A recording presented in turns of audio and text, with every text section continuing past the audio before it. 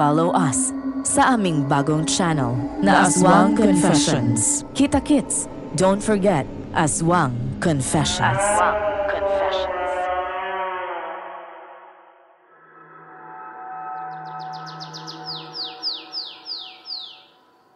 O siya, mauuna na ako. Baka gabihin na ako sa daan. Sige po, Madam Celia. Mag-iingat po kayo sa biyahe nyo. Migoy, salamat talaga sa pag-aasikaso dito sa manggahan. Habang wala pa si Doming, hayaan mo. Malapit naman ang bumalik yun. Patapos na yung isang buwang bakasyong hiningi niya. Ang sabi niya, babalik daw siya bago ang anihan. Wala po yun, Madam. Kasama ko naman tong sinaparing Pasyo at Lauro eh. Salamat din po sa pagtitiwala niyo sa akin. Hayaan niyo. Dadagdagan ko ng konti ang sahod ninyong tatlo para sa buwan na ito. Naku, wag na po. Ayos naman po ang pasahod niyo sa amin eh. Pagsisimulan lang po yun ng inggit sa ibang mga trabahador, madam. Karapat dapat naman kayo. Tsaka problema na nila yun kung maiinggit sila. Pwede ring isekreto na lang natin. Diyan tayo magkakaproblema sa sikre-sikretong yan eh. Kuya! Kuya Pasyo! Kuya! Oh, Gigi, may problema ba? Si nanay! Sinumpong ng matinding hika! Nahihirapan siya huminga! Hinimatay siya, kuya! Ano? Diyos ko! Sinong kasama niya sa bahay ngayon? Pinabantayan ko muna dun sa kapitbahay natin para mapuntahan kita dito! Pasyo, puntang mo na agad si nanay. Uwi muna ako para tawagin si Lolo Isko. Sige, madam, pasensya na po. Alis muna kami ni Laura. Sige lang, Pasyo. Unahin mo ang nanay mo.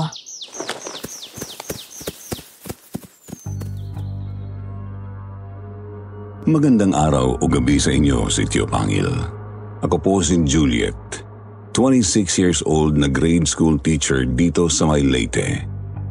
Sumulat po ako sa inyo dahil sa pakiusap ng Lolo Pasyo ko. Minsan po kasi nakinig ako sa inyo tapos saktong narinig din ni Lolo ang kwento. Kaya naman nahikayat siyang isulat din ang sarili niyang karanasan tungkol sa aswang. Marami po kasing karanasan sina Lolo Pasyo at Lola Aura tungkol sa nasabing mga nilalang ng dilim. Lalo pa at may hawak na anting-anting o agimat si Lolo, habang albularya naman si Lola. At itong ibabahagi ko po sa inyo ngayon ay ang una nilang kahila-hilakbot na karanasang mag-asawa. Si Lolo po mismo ang nagsulat nito, Sir Jupiter. Kokopyahin ko lang dito sa email para ma-send sa inyo. Narito po ang kanyang isinulat.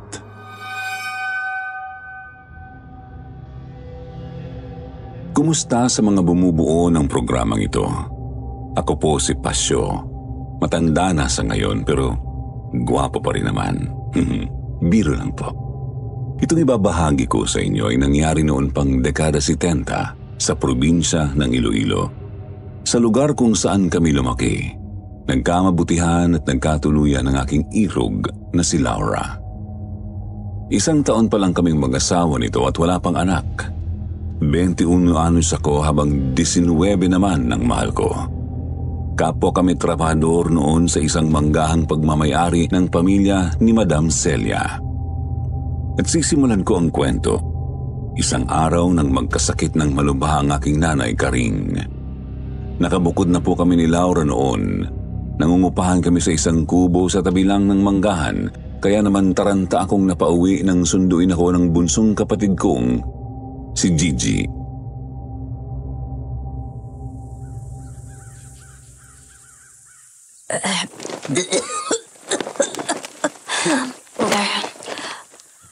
Napauwi ka pa talaga, Pasyo.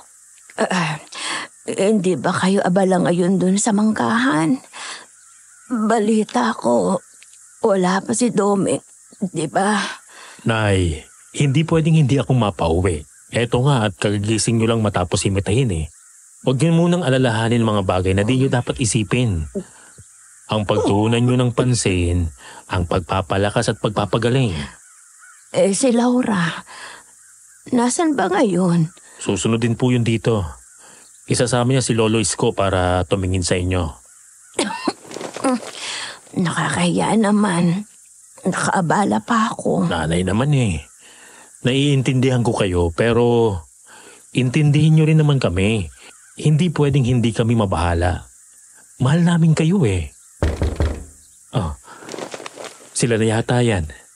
Kuya, pabuksan mo na ang pinto. Hindi pa ako tapos sa pagluluto eh.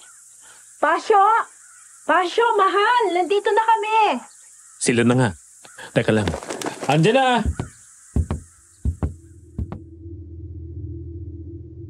Pinagbuksan ko ng pinto sina Laura. Agad bumungad sa akin si Lolo Isko. Isa siyang lalaking ginugupo na ng katandaan. Nakukuba na nga ang likod at gilid-gilid na lang ng ulo ang may ubaning buhok.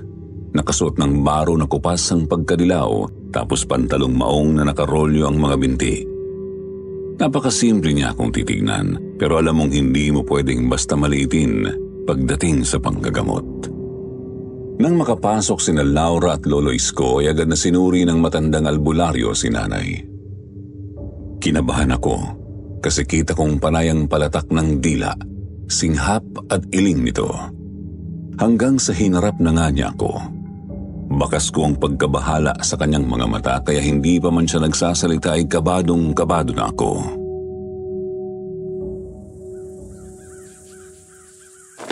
Pasyo, hindi kita paaasahin. Masyado nang maluba ang baga ng iyong nanay. Hindi ko na siya kayang pagalingin. Seryoso po ba kayo, Lo? Inaasahan ko na to eh. Simula pagkabata pa kasi yung hika ni Nanay. Tapos, palala ng palala. Hindi pa ba talaga siya nasusuri ng mga doktor, mahal? May isang beses nung buhay pa si Tatay. Sinugod namin si Nanay sa ospital kaso pinauwi lang din kami nang malamang wala kaming pambayad. Sinabihan din kaming wala raw lunas sa sakit ni Nanay. Hindi ko nga alam kung totoo ba yun. Lo, wala na po ba talaga kayong magagawa? Hindi ko na talaga siya mapapagaling, Apo. Ang magagawa ko lang, bawasan ng bagya ang hirap niya sa paghinga para hindi siya gaanong magdusa habang nakaratay. Pasensya na talaga, Pasyo. Ayos lang po, Lolo Isko. Naiintindihan ko po. Pasyo, dito ka na lang muna siguro sa inyo. Ako na lang muna papasok sa manggahan. Kailangan mong bantayan si Nanay eh. Ayan mo, dito lang din ako uuwi kapag gabi. Maraming salamat talaga, mahal. Hayaan mo, malalagpasan din namin to.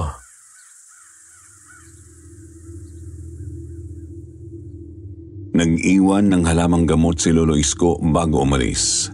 Si Laura naman ay tinulungan akong asikasuhin si Nanay. Siya na rin ang nagsubo kay Nanay noong hapunan. Sa oras naman ng pagtulog, doon kami ni Laura sa kwarto namin ng kapatid ko. Habang si Gigi ang tumabi kay Nanay.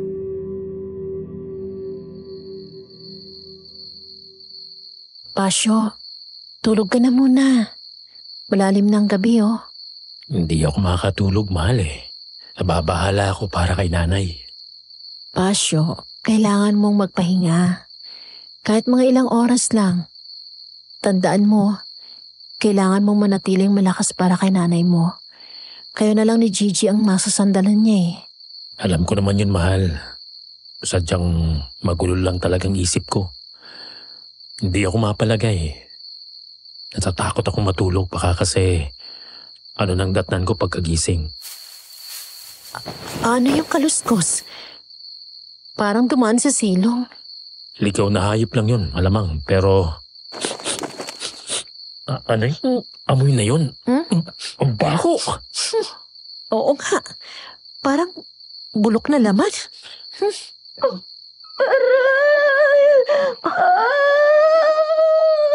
Si Nanay. Teka lang, mahal. Titingnan ko lang muna kung anong nangyayari doon. Sasama ako.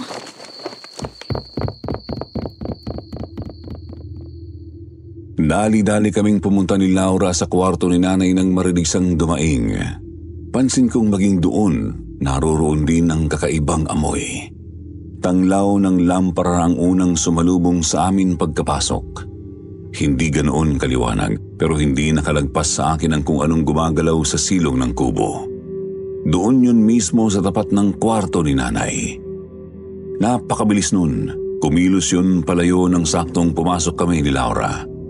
Kasabay din noon ay nawala ang kung anong masangsang sa paligid.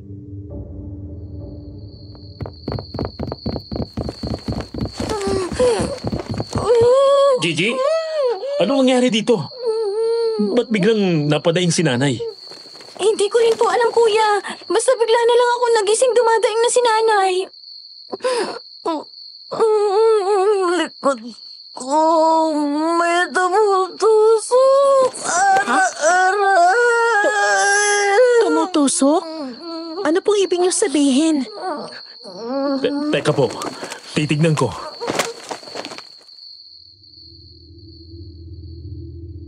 Maingat kong tinagilid si nanay sa kanyang banig para makita namin ang kanyang likod. Sabay-sabay kaming napamaang ni na Laura at Gigi nang makita naming may sugat nga sa likod ni Nanay Karing.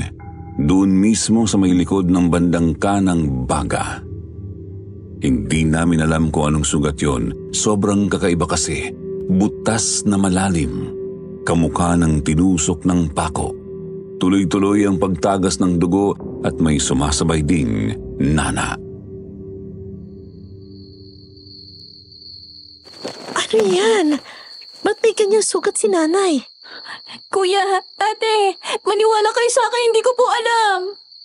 Wala namang pwedeng makasugat kay nanay ng ganito rito eh. Teka, sandali. Yung banig, may butas?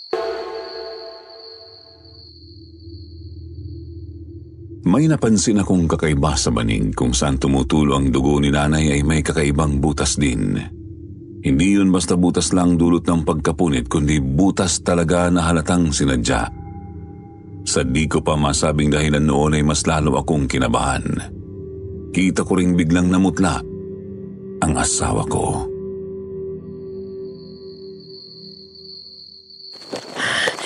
Hindi. Ba't hindi ko agad naisip to? Yung amoy...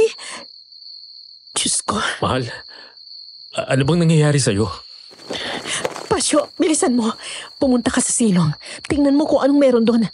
Magdala ka ng asin at itak. Ha? Bakit naman? Huwag ka na magtanong. Bilisan mo na!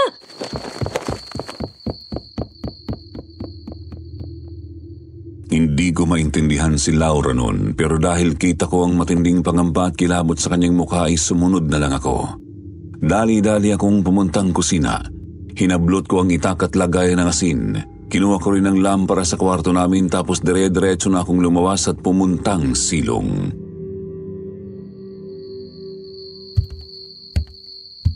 Laura, nandito na ako. Ano bang titingnan ko dito? Teka. Diyos ko. Ano to? Anong nakita mo? Mga bakas. Kakaibang mga bakas ng paa. Kita kong bumakat sa lupa ang kakaibang mga bakas ng paa. Paa ng tao, pero mas malaki ng konti. Kapansin-pansin ding patulis ang mga kukunon. Bukod pa ay may napansin din akong parang mga plema o laway sa lapag. Kahalo iyon ng dugo. Bumabahid sa lupa, ngunit halatang pumatak o dumaloy ang mga iyon mula sa sahig ng kwarto ni nanay. Sakto sa butas ng kanyang banig.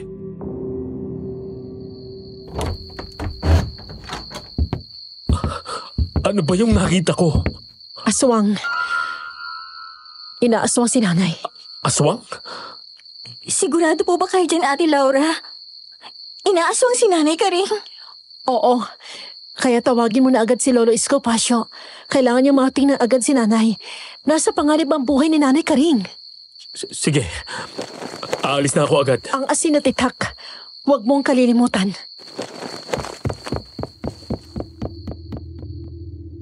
Hindi na ako nagsayang ng oras. Agad kong pinuntahan si Lolo Isko. Kalahating oras na lakad pang kanila mula sa bahay. Kaya medyo natanggalan ako. Dagdag pang madilim at palingon-lingon din ako, hindi kasi mawala ang pangamba kong baka salakayin ako ng aswang o di naman kaya ay balikan sila doon sa kubo.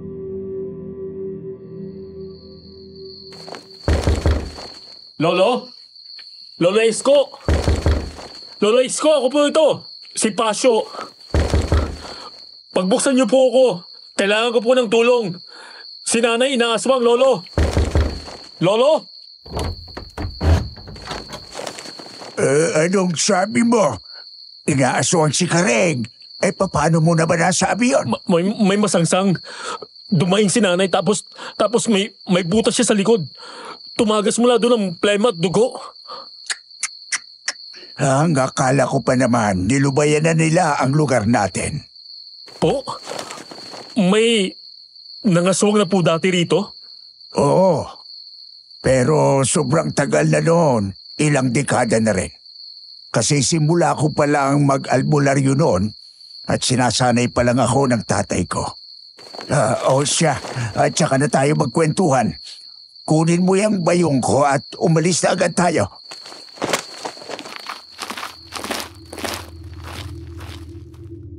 Lumakad nga kami ni Lolo Isko pabalik sa bahay.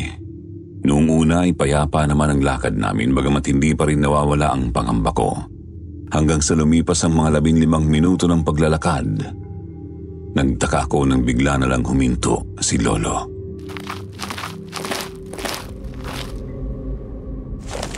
Ba't po kayo napahinto? Nandito siya. Nandito ang aswang. Ano po? Anong gagawin natin? Ihanda mo ang asin at itak mo. Opo. Ayan na nga!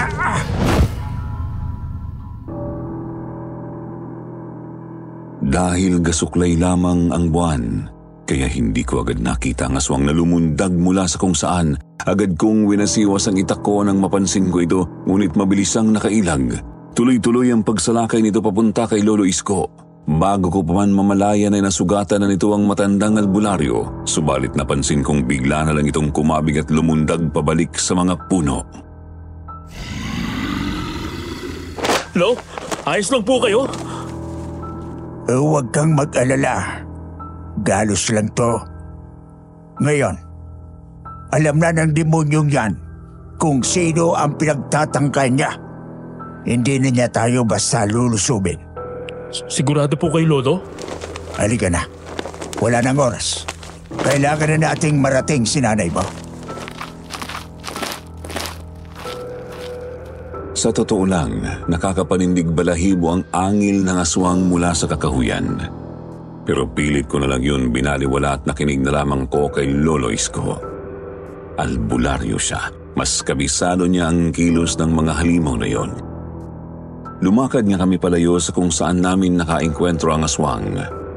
Pansin kong nanatili nga lang ang angil ng aswang sa iisang lugar. Hindi talaga kami nito sinundan. Tuloy-tuloy kaming naglakad hanggang sa matanaw ko na ang kubo namin.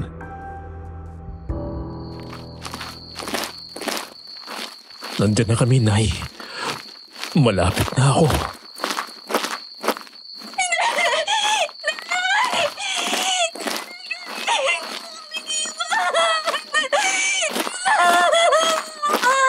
Hindi. Si Nanay.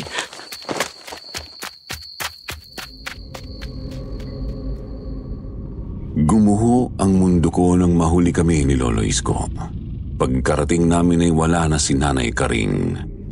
Katakatakang matigas at tuyot na agad ang kanyang bangkay kahit ilang minuto pa lang naman mula nang siya ay pumanaw.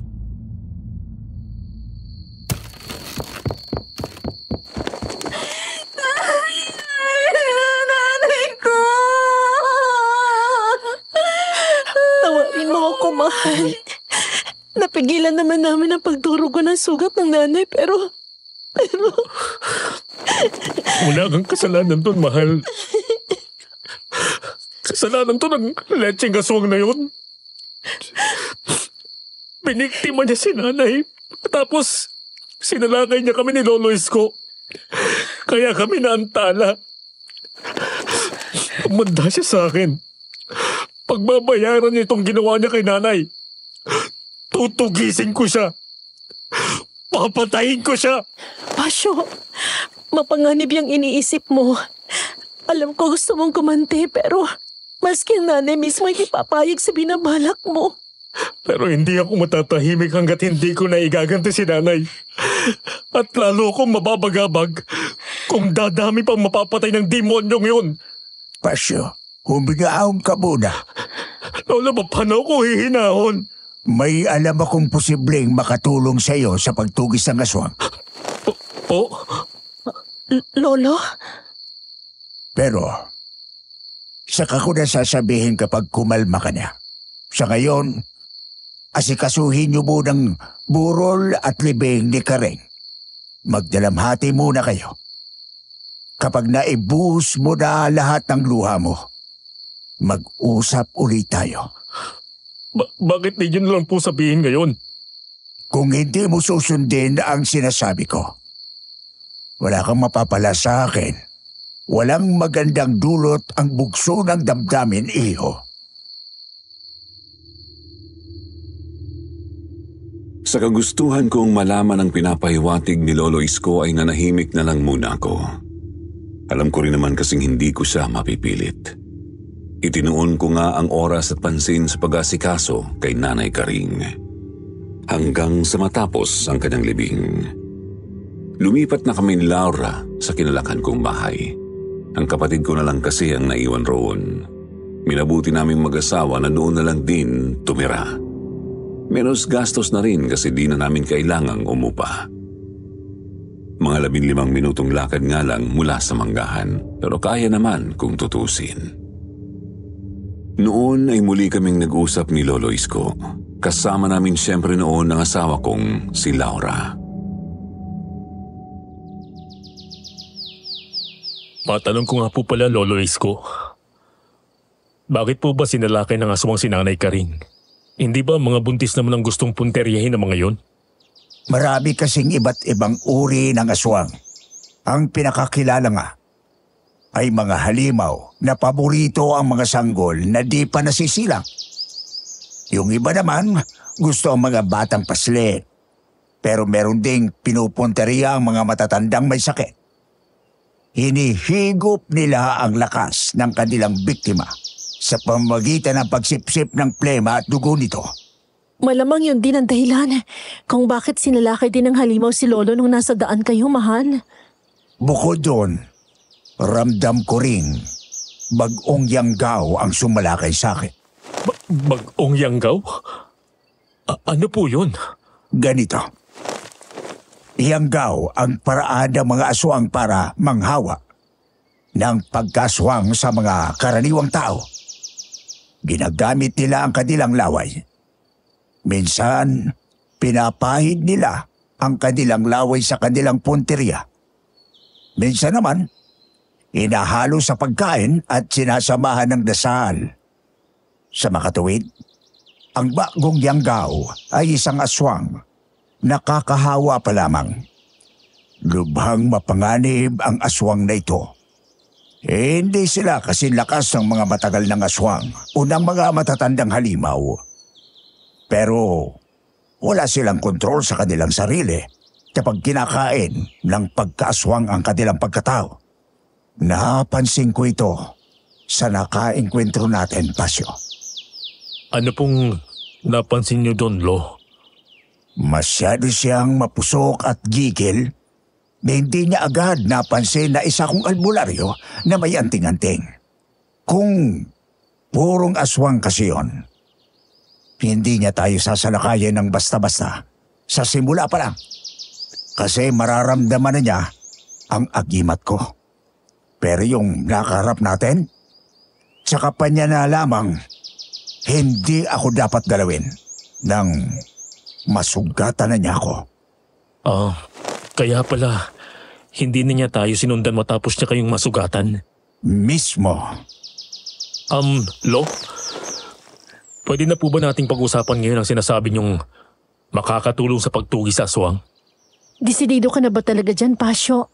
Ako nag-aalala sa binabalak mo eh. Mahal, napag-usapan na natin to. Kailangan kong iganti si nanay. Kung pwede, kailangan ko ring pigilan ang aswang. Mahirap na. At baka mambiktima na naman to ulit. Ikaw ang bahala. Sinabi ko na, Pasyo.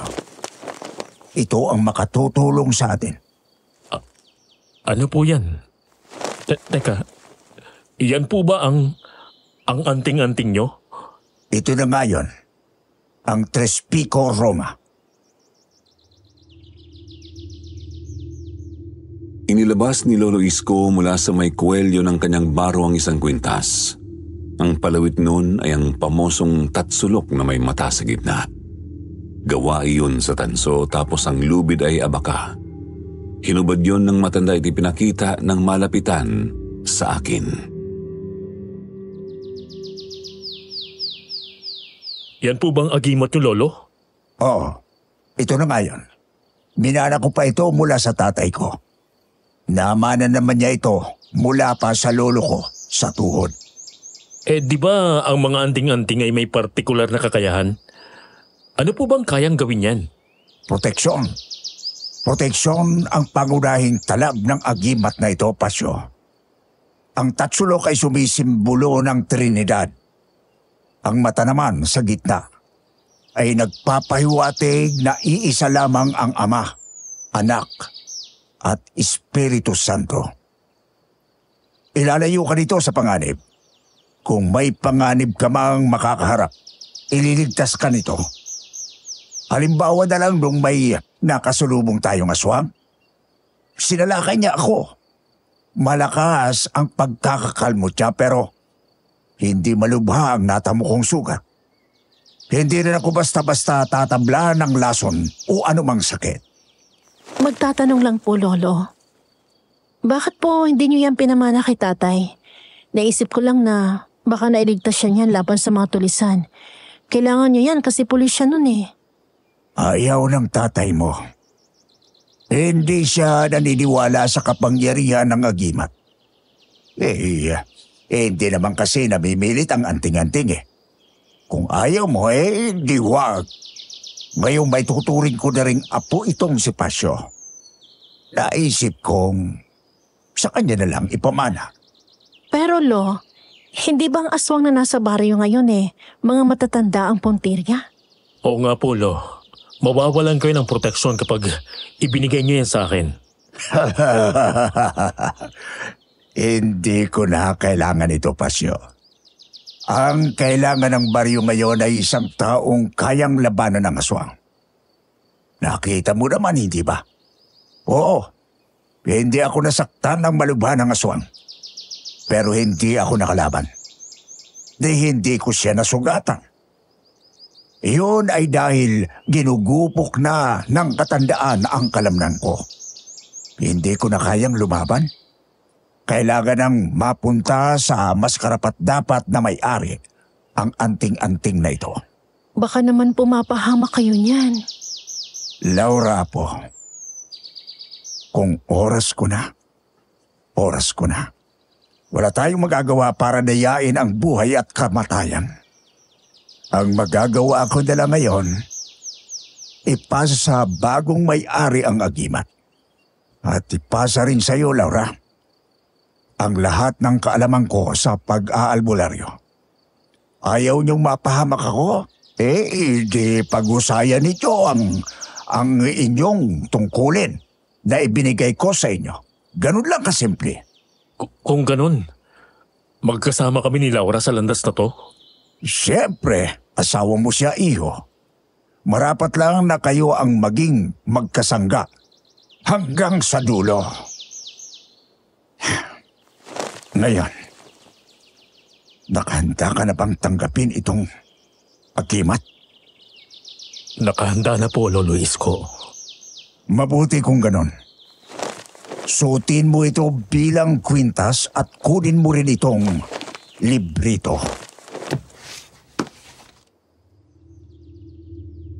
May kinuha sa kanyang bulsa si Lolo Isko.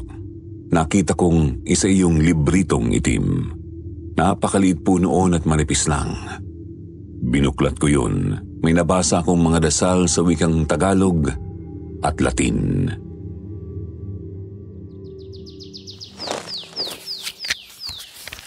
Ang mga agimat ay kailangan pakainin palagi ng dasal. Kailangan mong manalangin sa tamang oras. Huwag kang mag-alala. kompleto na ang gabay na naririyan sa librito.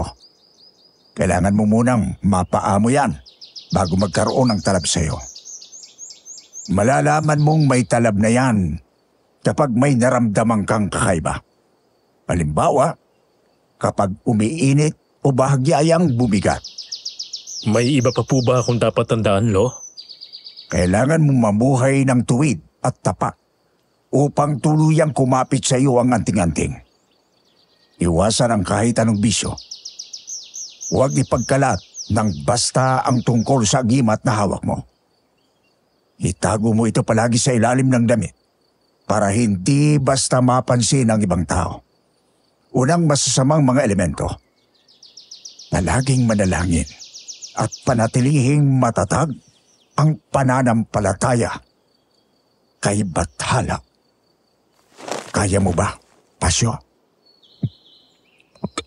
Kakayanin ko po, Lolo Isko. Maraming salamat po sa pagtitiwala niyo sa akin. Nakaalis na lang at lahat si Lolo Isko pero di ko pa rin maalis ang isip ko sa anting-anting. Tinititigan ko iyon maya't maya. Panaybasa rin ako sa kasama nitong librito. Nang sumunod namang araw, maaga kaming bumangong mag-asawa. Papasok na kasi kami noon sa manggahan.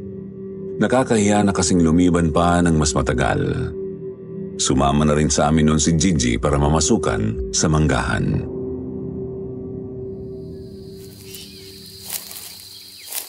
Gigi, ano nga bang naisip mo at gusto mo nang mamasukan din sa manggahan?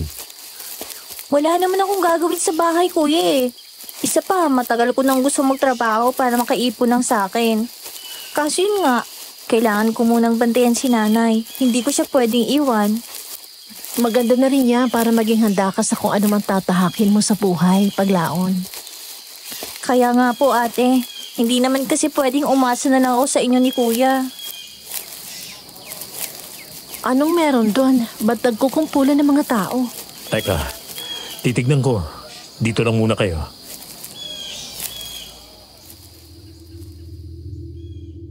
Habang nasa daan ay may nakita kaming mga taong nagkukumpulan. Naroroon sila sa may talahiban na may mangilan-ngilan ding mga puno. Kinutuban ako ng masama kaya agad akong lumapit at nagtanong.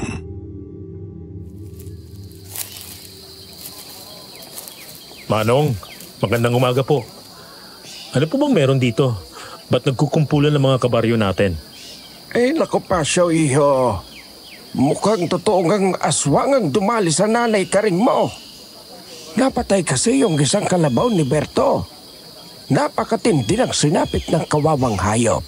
Wakwak ang tiyan, nawawala ang atay, tapos tapyas ang ilang bahagi ng laman. Seryoso po ba, Manong? May nakakita po ba sa aswang? Wala naman. Pero halata naman kasing hindi tao ang may gawa niyan. Hindi malinis ang pagkakatapyas ng iilang laman. Halatang persahang pinunit. Parang nilapa ng nilalang na may matatalim na mga pangil. Tapos sa dami ng pwedeng mawala, atay lamang ang kinuha. Oo nga po pala. Ba't andito yung bangkay? Nasa kabilang dulo pa ng baryo ang lupa ni Mang Berto, di ba? Kahapon pa kasi nawawala yung kalabaw na yan. Pinaghahanap nga ni na Berto at ng mga anak niya. Ngayong umaga na lang natagpuan dito sa may talahiban. Matapos makipag-usap sa isang matandang kabaryo ay sumuot ako sa nagkukumpulang mga tao. Doon nga ay nakita ko ang bangkay ng hayop na nasa gitna mismo ng mga talahib.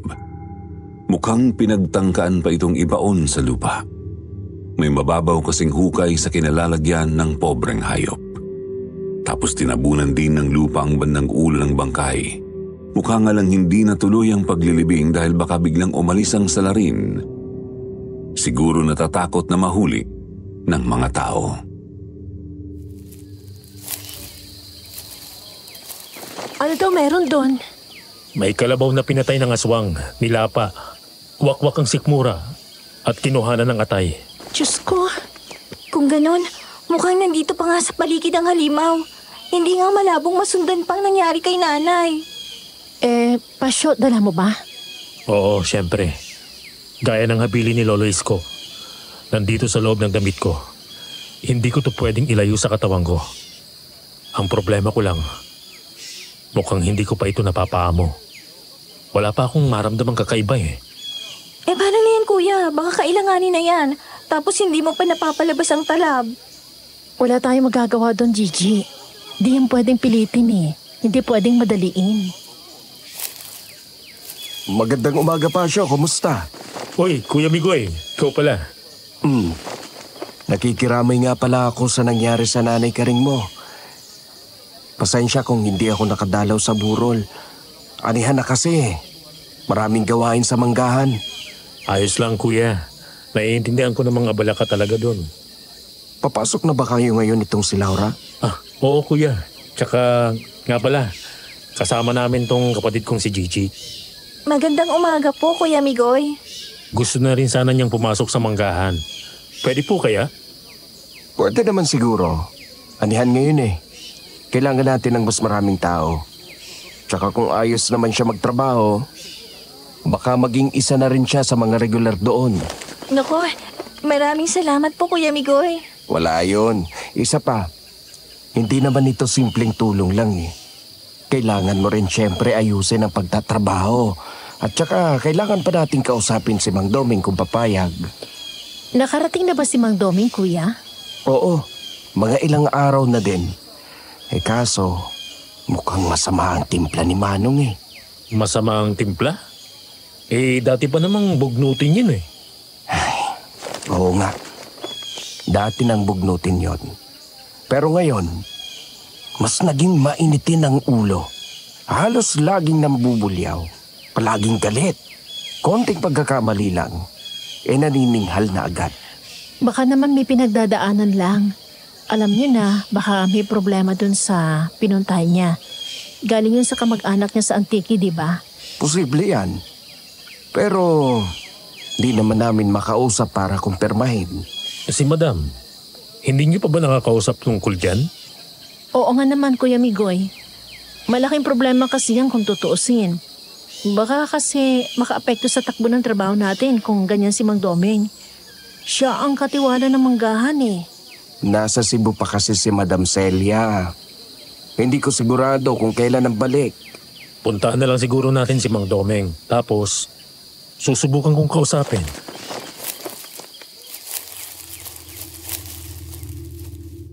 Tumuloy na kami sa lakad namin papuntang manggahan. Pagkarating doon ay narinig ko agad ang malakas na boses ni Mang Doming. May binubulyawan nga itong kung sinong trabahador kaya naman binilisan ko ng konti ang lakad at agad kong nilapitan ng katiwala. Uwisit! Mga inutil! Kaya aga-aga ay pinapainit yung ulo ko. Sinabing mag-ingat sa pagpitas ng mga mangga para walang mahulog. Tignan ninyo, may nasayang na isa. Tatanga-tanga, mga punyeta. Mang Doming, kumusta po? Ano po bang problema? Ba't ang aga-aga nakasinghal na kayo? Mabuti naman at nandito na kayo. Hala, sige. Magsimula na kayo ron bago pa kumulong lalo ang dugo ko. Ikaw, Migoy, bakit ngayon ko lang ha? Mataas ang araw. Maaga pa naman po, Mang Doming. Magtrabaho na kayo, mga batugan. Takang-taka kami ni Laura sa asal ni Mang Doming. Oo, dati na siyang medyo masungit pero hindi naman talaga masama ang ugali niya. Hindi naman siya palaging nambubulyaw. Sa pagkakataong yun kasi para talaga siyang may matinding galit sa mundo. Tuloy hindi ko siya nakausap noong umagang yun. Hindi nga niya ako kinamayan man lang. Maliban doon, may kung ano pang bumabagabag sa isip ko noong sandaling yun.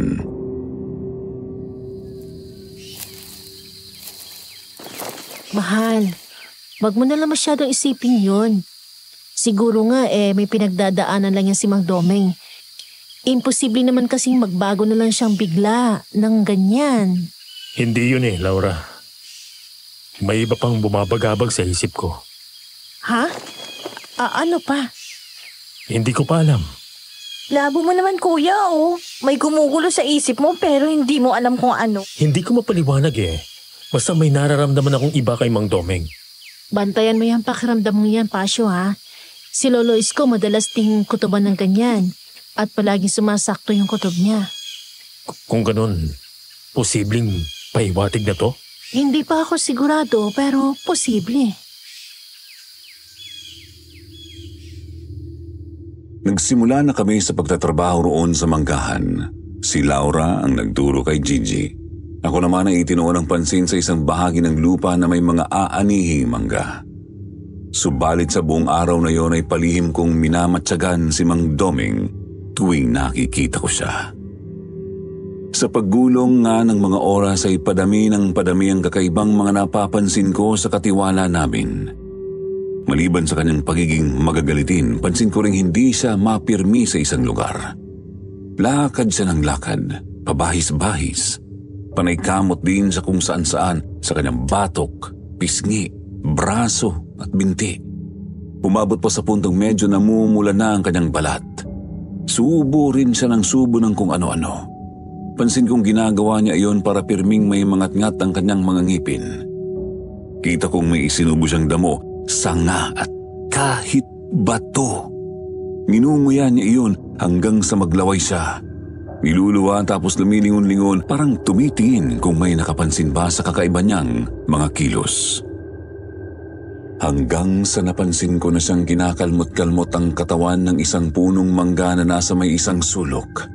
Inuuntog-untog rin niya ang kanyang ulo roon. Nilapitan ko na siya kasi nag-aalala na talaga ako.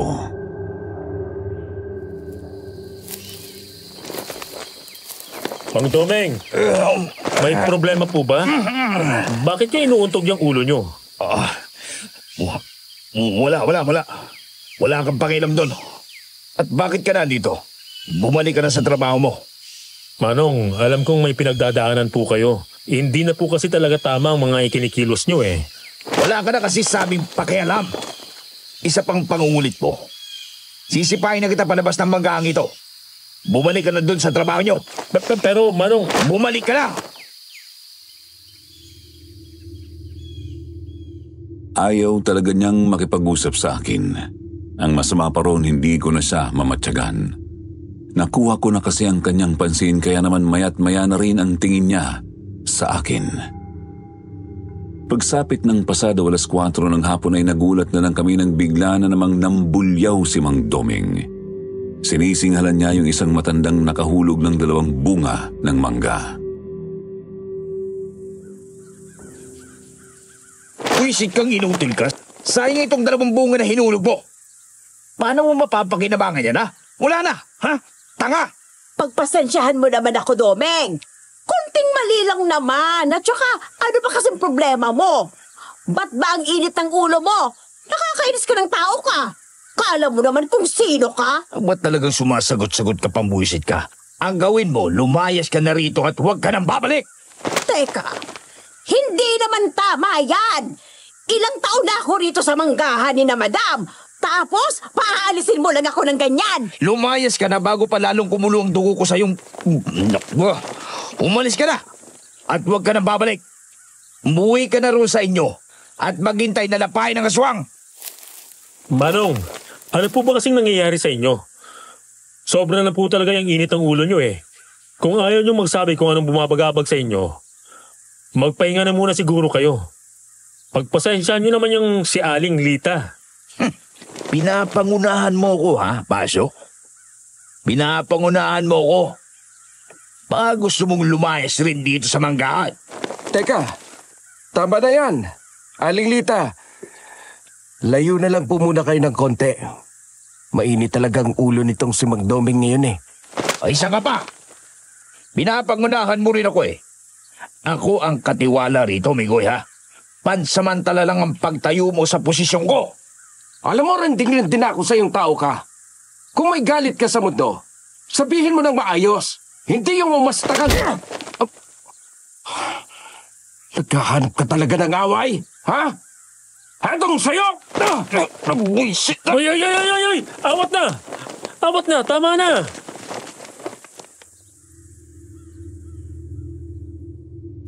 tuluyan ng nagkasuntukan si Mang Doming at Migoy. Tinawag ko naman si Laura para alalayan si Aling Lita. Nalaman ko kasing nasampal na pala siya ni Mang Doming bago pa man ako dumating. Medyo nag-alala ako ron kasi nga matanda na si Aling Lita. Posibleng magdulot ng kung anong komplikasyon sa kanya ang simpleng sapak na yon. Nang nakalayo na sina Laura ay bumalik naman ako kina Migoy at Mang Doming. Pinagtutulungan na silang awati ng iba pang trabahador. Pero sadyang ayaw nilang magpapigil. Kuya Migoy, tama na. Huwag mo nang patulan. Ikaw ang nasa matinong isip eh. Nakakapiko na tong matandang to eh. Namumuro na to. At anong gusto mong palabasin, Pasyo? Wala ako sa katinuan ko, ganon ha? Ganon ba? Hindi naman po sa ganon. Makinig naman po kayo sa akin. Pare-pareho kayo mga buwisit. Aray!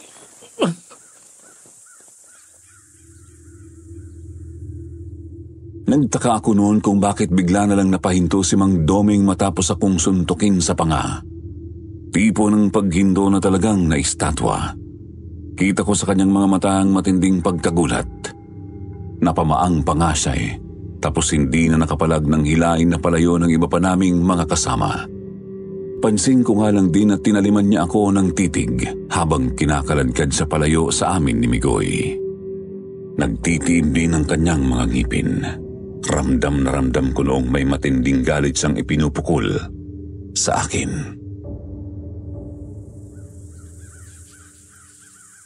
Aray, ang sakit ng katawan ko. Leching matandang yun ah. Ba't mo pa kasi pinatulan, Kuya Migoy? Dapat inayaan mo na lang eh. Dapat nilayo na lang natin sa kanya si Aling Lita. Sumusobra na eh. Hindi na pwedeng pabayaan na lang. Buti nang malaman niyang may papalag at babalagbag sa kanya kapag hindi siya umayos. Pero nakakainis yun ah. Ang bibigat ng suntok at sipa. Parang hindi tao. Ha? Anong parang hindi taong sinasabi mo? Yung sapak at sipa niya sa akin, parang pinagataw ako ng 2x2. Kakaiba ang lakas. Bali nga yata yung tadyang ko eh. Kung hindi mo naawat yon, baka napatay ako nun. Kakaibang lakas? Parang hindi tao? Ang agimat. Pumikat. Hindi. Si Mang Doming? Anong kinikibot-kibot ng labi mo dyan? Wala kuya. Sige na. Hatid na kita sa inyo. Ihatid mo ko? Paano si Laura? Sila mag-aatid kay Aling Lita. Sinabihan ko na silang dumiretso na lang pauwi pagkatapos.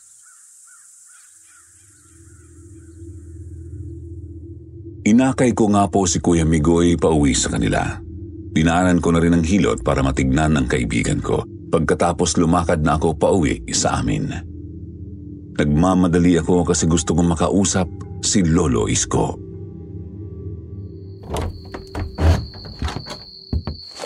Oh, kumusta na si Kuya Migoy? Medyo malala ang natamong mga pinsala sa katawan, pero naihatid ko na sa kanila. Tinawag ko na rin ang hilot kaya ako inabutan ng dilim.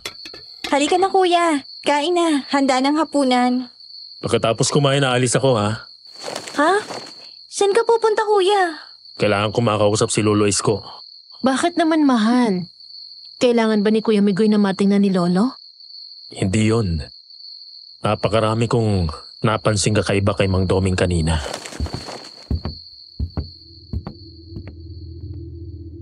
Lumakad ako papunta sa hapag at nagsimula na nga kaming kumaing tatlo. Doon din na isinalaysay ko sa kanila ang mga napansin kong kakaiba sa maghapon.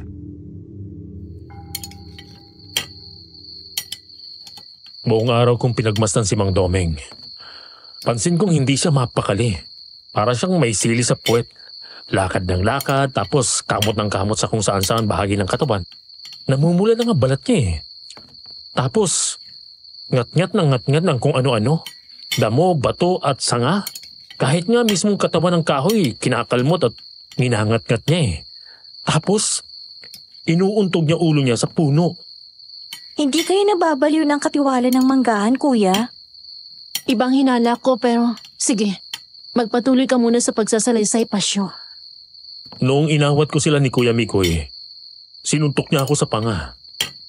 Bigla na lang natigilan ng katiwala doon. Para siyang gulat at nablangko. Sabi naman ni Kuya Mikoy, kakaibang lakas ni Mang Domeng. Parang hindi raw pang tao.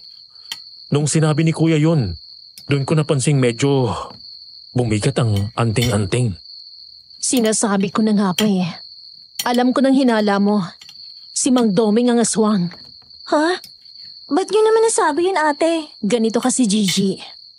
Ang mga bagong yanggaw, wala pang kontrol sa kanilang pagiging aswang. Kapag nag-anyo naman sila, hindi rin nila gaano makontrol ang kanilang kilos. Kaya ganun ang asal ni Mang Domeng. Malamang, nangangati ang balat, mga kuko at mga ngipin nun. At ang pinakamatibay na patunay, ang pagbigat ng anting-anting. Posibleng pahiwatig yan na may aswang na gustong manakit sa'yo, Pasyo. Yun nga mismo, mahal eh. Naalala kong sabi ni Lolo Isko, proteksyon ang talab ng agimat na to. Baka pinoproteksyonan ako nito nung suntukin ako ni Mang Domeng. Siguro, naramdaman niya noon ang talab ng anting-anting, kaya siyang tigilan. Kaya gusto kong puntahan at kausapin si Lolo Isko sa lalong madaling panahon. Sasama ako. Ha? Teka, mahal. Paano kung makasalubong natin ang aswang sa daan? Baka mapahama ka. Yun nga mismo. Baka makasalubong mo aswang sa daan. Hindi pa natin sigurado kung napaamo mo na nga ba ng lubusan ang Traspico Roma. Pero Laura... Sasama ako. Tapos ang usapan. Nang matapos kaming maghapunan, agad na kaming naganda para umalis. Kasama siyempre si Gigi kasi ayaw ko naman siyang maiwang mag-isa sa bahay. May kanya-kanya kaming itak at supot ng asin. Lumakad kami sa ilalim ng gabi.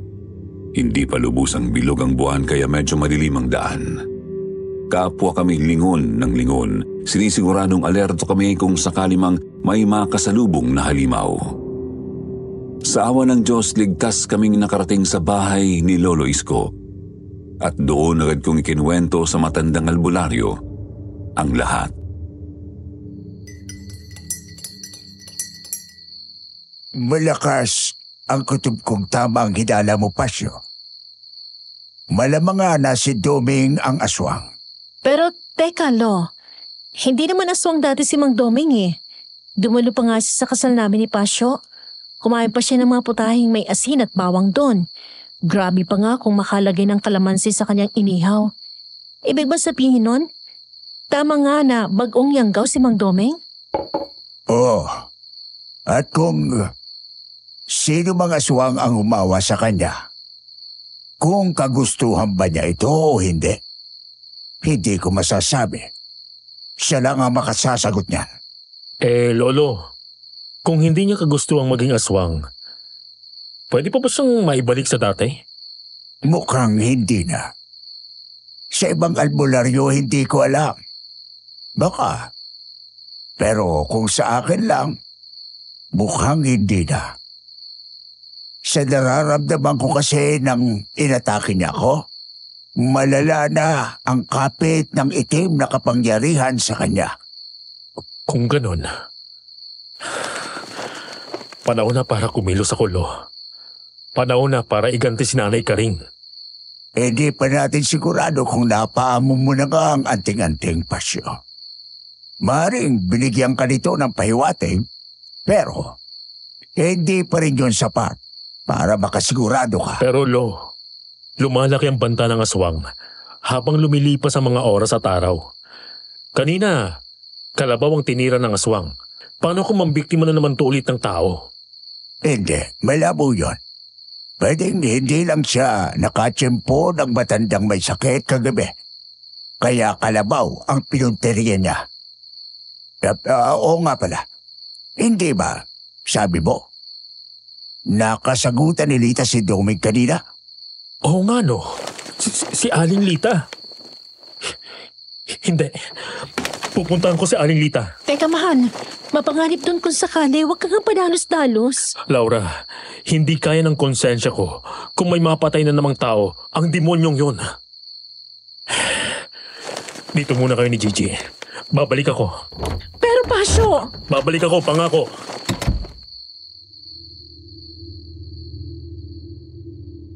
Taranta akong tumakbo papunta kina Aling Lita. Nakasukbit sa bewang ko ang aking itak at may supot din ako ng asin sa bulsa. Nagkahalo sa kalooban ko ang pagkabahala para sa matanda at ang kagustuhang mapatay ang aswang. Hindi ko nga lang maitangging nag-alala rin akong baka hindi ako magtagumpay. Aswang ang kakaharapin ko at hindi pa sigurado ang anting-anting na nasa sa akin. Kaya naman itinodo ko na lamang ang pananalangin sana di ako pabayaan ng may kapal.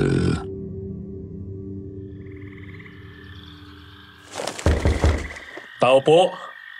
Aling Lita. Nandyan po ba kayo? Tao po. Aling Lita. Magandang gabi po. Sino po sila? Magandang gabi, nene. Ako si Pasyo. Kasama ako ni Aling Lita sa manggahan. Andyan ba siya? Opo, nasa kwarto po si Lola. Pasok po kayo. Apo ka pala ni Aling Lita. Oh, sige, salamat ha.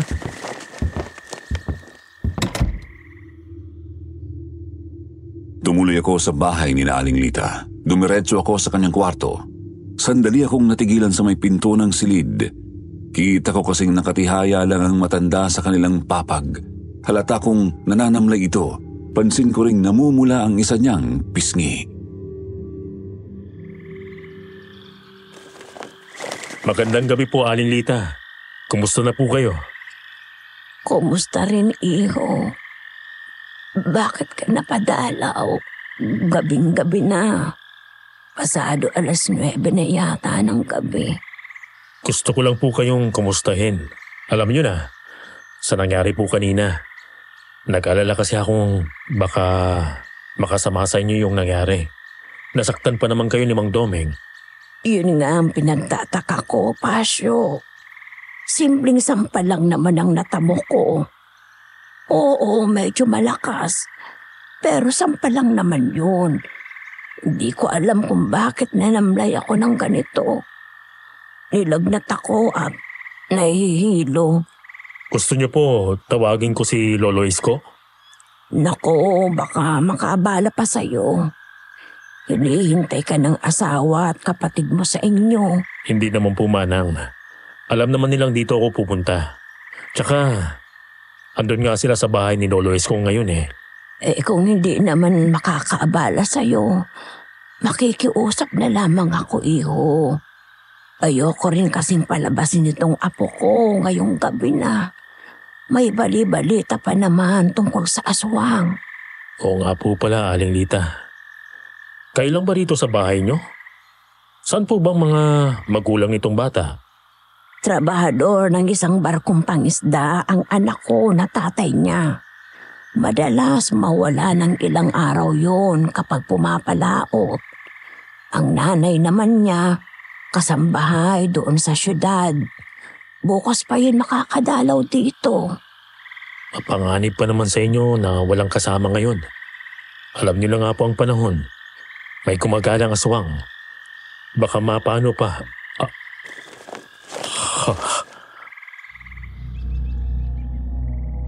Bigla akong natigilan at napasinghap nang maramdaman ko na namang bumigat ang anting-anting ko. Pakiramdam ko noon ay biglang naging 1 kilo ang kwintas ko.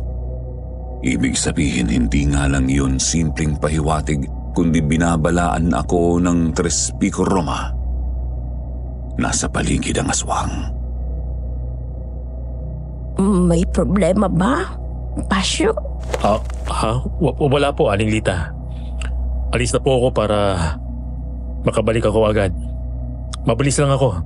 Hindi naman ganun kalayo kina Lolo Isko rito eh. Maraming salamat talaga. Mag-iingat ka sa daan. Opo. Hindi pa man ako nakakalabas ng kanilang bahay ay may narinig na akong kaluskos mula sa bakuran. Sinundan yon ng pamilyar na amoy. Napakasangsang na parang bulok na karne. Dumagundong ang dibdib ko. Binunot ko ang itak at mabilisan yung pinahira ng asin. Pagkalabas ko ng pinto ay agad kong narinig ang pagdaing ni Aling Lita. Walang silong ang kanilang bahay kaya dire-diretso akong tumakbo papunta sa bakuran, doon sa mismong bandang tapat ng kanilang kwarto. Doon nga ay nakita kong may kung anong nilalang sa dilim. Nakakubli iyon sa halamanan. Hinawakan ko ang dibdib ng damit ko sa tapat ng mismong agimat. Noon din mismo ay naging malinaw sa akin ang aswang. Naramdaman ko siya.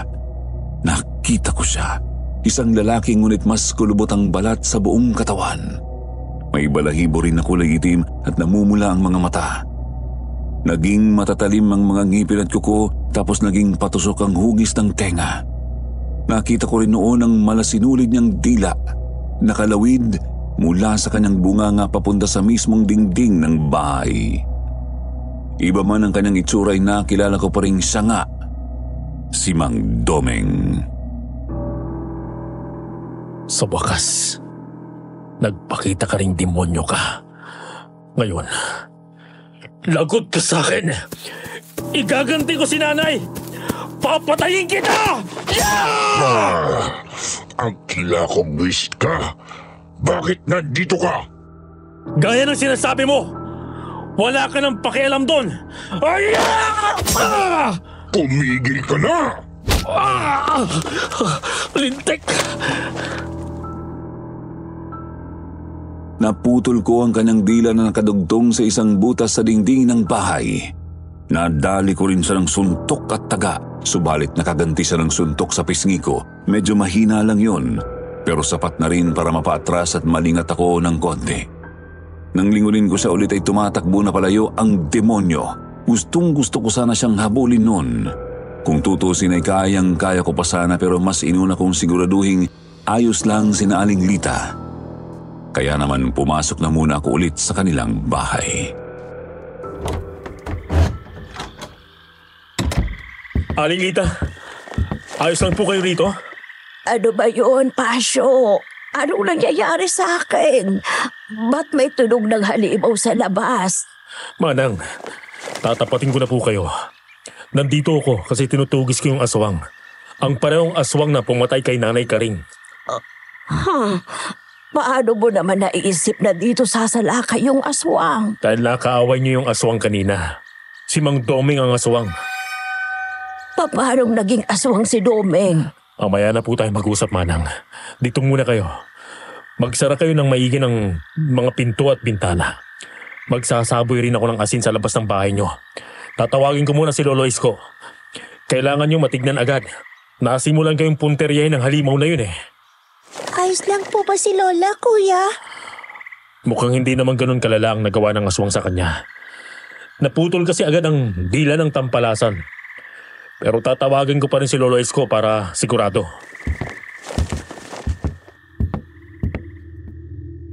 Agad akong lumabas at nagsaboy nga ng asin sa palibot ng kanilang bahay. Pagkatapos ay dire-diretso na akong tumakbo pabalik sa bahay ni Lolo Isko. Medyo nakukonsensya kasi kung tutuusin ginawa ko palang pain si Aling Lita.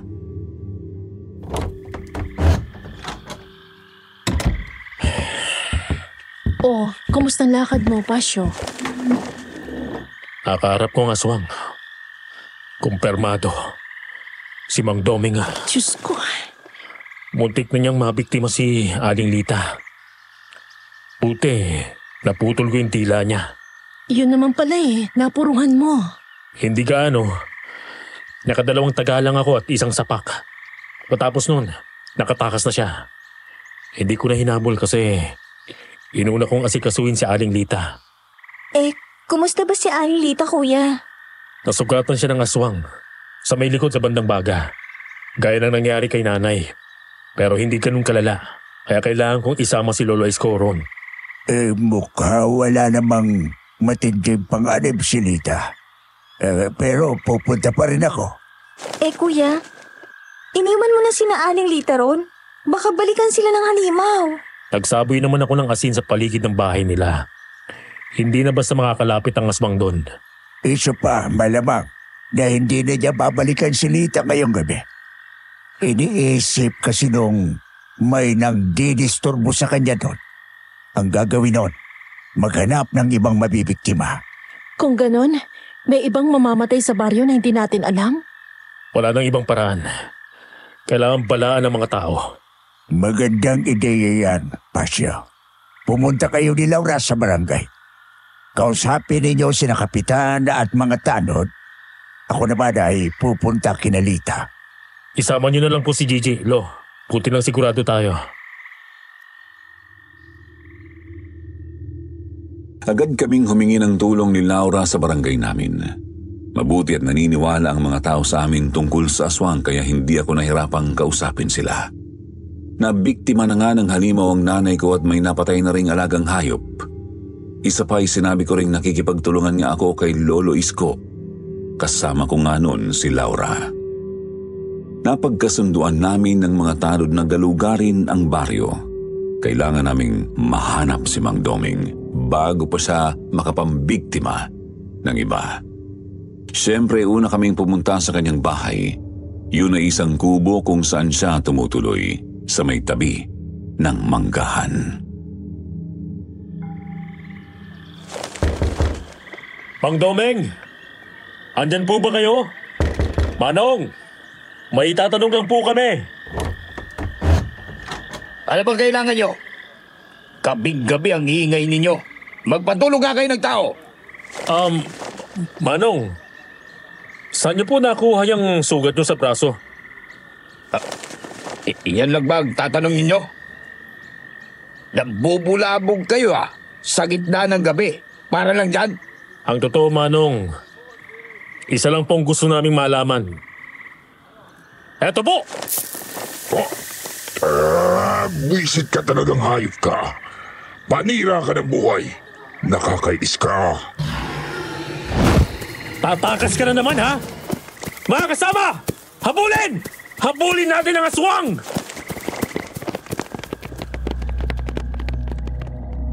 Noon ay dali-dali naming hinabol si Mang Doming. Dumiretso sa may manggahan. Medyo nakakalito kasi maraming puno pero ayokong basta na lang sumuko. Talagang desperado akong maiganti si Nanay Karing. Yun nga lang ay nawala pa rin siya sa aking paningin.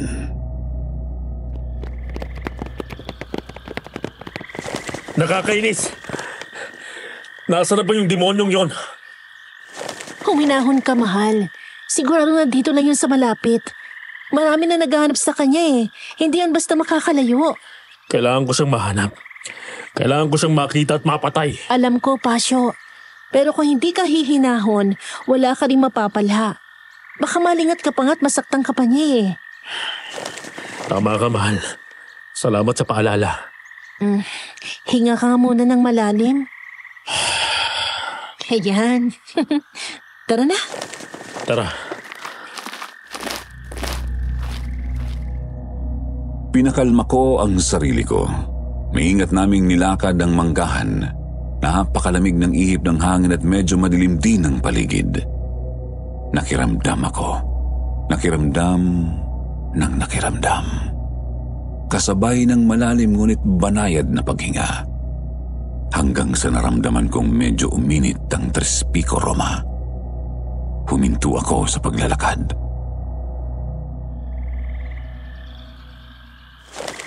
May problema ba, mahal? Shhh! Huwag ka muna maingay, mahal ko. Umiinit ang anting-anting. Nakikiramdam ako. Pinapakiramdaman ko ang paligid. Tumahimik si Laura. Pumikit naman ako. Hindi po talaga nawala ang init ng anting-anting, bagkus ay bumigat pa ito. Binunot ko ang itak ko, hindi ko alam kung bakit. Basta may bumulong lang sa akin na gawin ko yun at ilang sandali pa. May naramdaman na ako ilang metro sa may kaliwa. Laura. Bakit, mahal? Lumipat ka sa may kanang gilid ko. Sinunod naman ni Laura ang sinabi ko. Nasa kanang kamay ko rin ang itak, bali napapagitnaan namin yun. Maging ang asawa ko ay may nakaambang itak na rin noon. Palapit ng palapit ang nararamdaman ko sa kaliwa. Noong una'y napakabagal ng kilos niya, subalit bigla na lang itong bumilis papasugod sa amin. Doon na ako bumuelo. Dumilat ako at mabilis kong iniambang kanang kamay ko pakaliwa. Hindi ko siya nakita sa totoo lang pero parabang ginabayan ako ng anting-anting ko. Dire-diretso lang ang kamay kong may hawak ng itak hanggang sa namalayan ko na lang na nakabaon na pala iyon sa tagiliran ng aswang. Hindi ka talaga, Pasyo. Ginugulo mo ko. Ginagambala mo ko. Ako pa talagang nanggugulo ngayon. Matapos mong patayin si nanay. Yan ang sasabihin mo. Ngayon, humanda ka sa akin. Hindi kita mapapatawad! Yeah!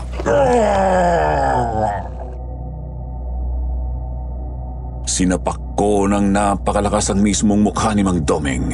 Napahakbang sa paatras kaya nabulot ang itak ko. Subalit hindi ko na siya hinayaang tuluyang makalayo.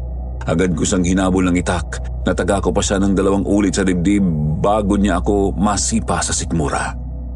Napaatras ako at yun ang ginamit niyang pagkakataon para makalundag sa mga sanga ng punong mangga. Sumpain kang tao ka. Mamatay ka na sana. Ano? Tatakas ka na naman? Harapin mo ako, duwag! Bumaba ka rito at labanan mo ako! Nagsimula siyang magpalundag-lundag sa mga sanga. Gustuhin ko man siyang habulin ay hindi ko magawa dahil hindi naman ako nakakalundag ng ganon kataas. Sinubukan ko siyang habulin. Mapaliit man lang ang distansya ko sa kung saan man siya tutungtong subalit natisod ako ng isang may kalakihang bato sa lupa. Buisit! Ngayon pa talaga! Hindi mo ko mahabol, Pasyo! Paalam na sa'yo! Pinagtatawanan mo ko, ha? Kumanda ka sa akin! Hetong sa'yo! Bigla ay pinulot ko ang bato na nakatisod sa akin. Walang ano-ano ay agad ko iyong hinagis sa halimaw. Tinamaan ko siya sa binti, kaya naman nawalan siya ng balanse sa pinapatungang sanga at nalaglag sa lupa. Aakto pa sana siyang babangon ngunit mabilis ko na siyang sinabuyan ng asin. Tama na! Itigil mo na yan! Nakakainis na yung asin na yan! Ayaw mo na sa asin? Pwes, mag-usap kayo nitong itak ko!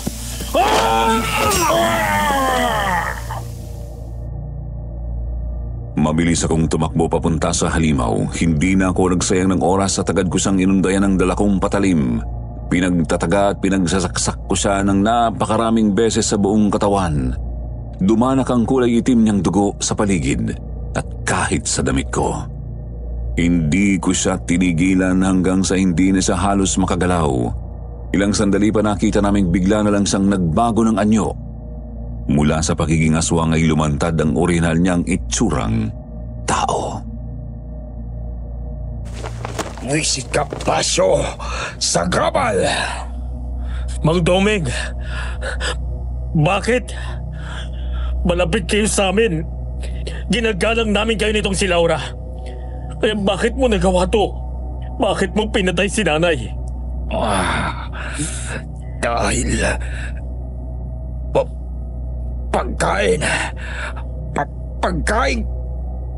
pagkain ko lang kayo. Bakit ka ba naging aswang? Bakit mo tinanggap na maging isang halimaw? Wala ka na pakialam. Yun, ginusto ko.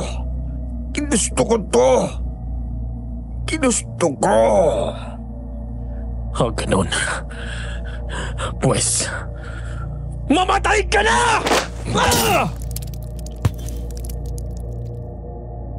Naramdaman kong uminit ng husto ang agimat bagamat hindi ako napapaso. Kasabay ng pagsigaw ko ay ubod lakas ko ring tinaga ang lieg ng katiwala ng manggahan. Naputol ang kanyang ulo. Nakita ko pang tumingin sa akin ang kanyang mga mata at ngumiti ang kanyang mga labi bago siya tuluyang namatay. Kung paano nangyari yun, kahit nakahiwalay na ang kanyang ulo, hindi ko alam. Pagkatapos kong mapatay ang aswang ay kinausap ulit namin ni Laura sina Kapitan. Sinabihan namin silang huwag munang galawin ang bangkay. Tatanungin muna namin si Lolo Isko kung anong mainam gawin doon, kaya naman dumiretso kami kina Aling Lita.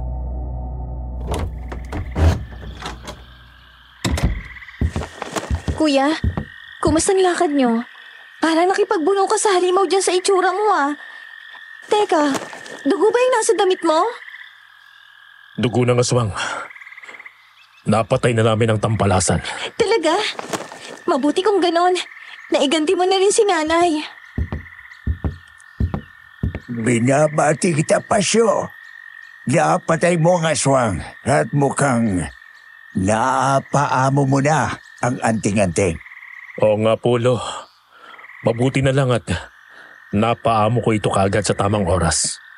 Maiba nga po pala ako, Lolo. Pwede bang ilibing na lang ng diretso ang bangkay ng aswang? Yun na lang kasi iniisip namin ngayon eh. Mahirap na, baka magkamali pa kami. Hindi. Kailangan itong sunugin.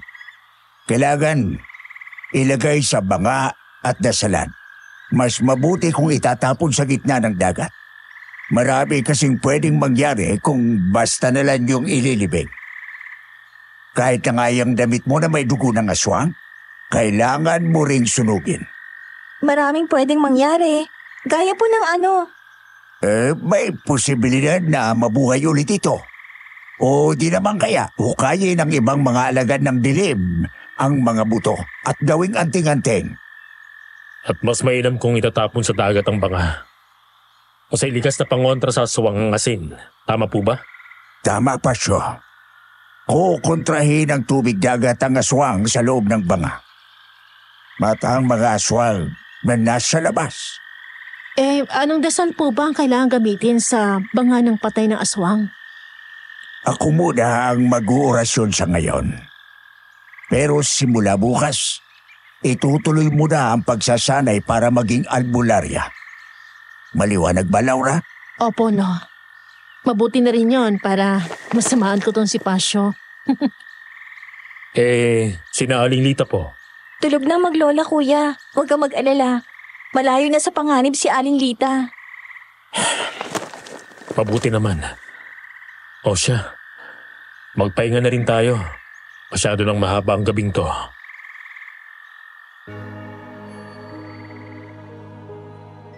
Pagkatapos ng gabing yon, naging payapa naman ang baryo namin. Tuloy pa rin kami sa trabaho naming tatlo sa manggahan at si Kuya Migoy na ang naging bagong katiwala. Yun nga lang, hindi pa pala yon ang huling bangungot na dadanasin naming mag-asawa. Pero sa ngayon, dito ko na muna tatapusin itong sulat ko. Nangangalay na ang kamay ko eh. Pero hayaan po ninyo, sa susunod kapag nakatsyempo, ipadadala ko naman ang iba pa naming mga karanasan sa aswang.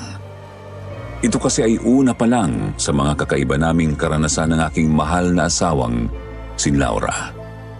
Marami pa ang mga sumunod, mga mas matitindi, mas kahilahilakbot at kahit mas nakalulungkot. Siguro sabihin lang ninyo kung gusto pa ba ninyong marinig ang mga karanasan naming iyon. Hindi ko nga lang sigurado kung paano, pero sabi ng apo ko na siyang magpapadala nitong sulat ko, pwede naman daw kayong mag-iwan ng mga comments ba yun? Basta ganun, sabihin nyo lang kung gusto nyo at isusulat ko. Hanggang dito na lang muna sa ngayon. Maraming salamat sa inyong channel.